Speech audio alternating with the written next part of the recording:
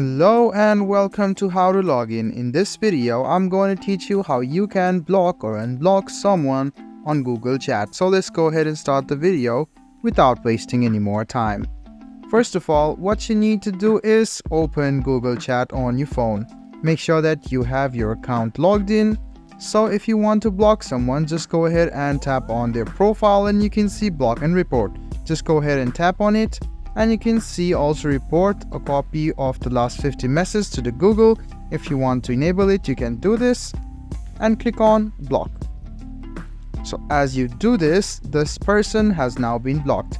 But in case you want to unblock this person, there is a way to do that as well. Click on the three lines on the top left hand side and go to settings. Then you can see under the manage blocking, manage blocked users on chat is there. So go ahead and tap on this and you will be headed to this page. So you can see the blocked user.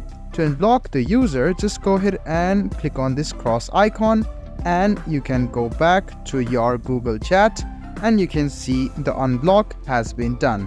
So it's quite easy to block and unblock a person. You just need to block them first, and if in case you want to unblock them, go to settings over here and click on manage blocked users and you will see the blocked users.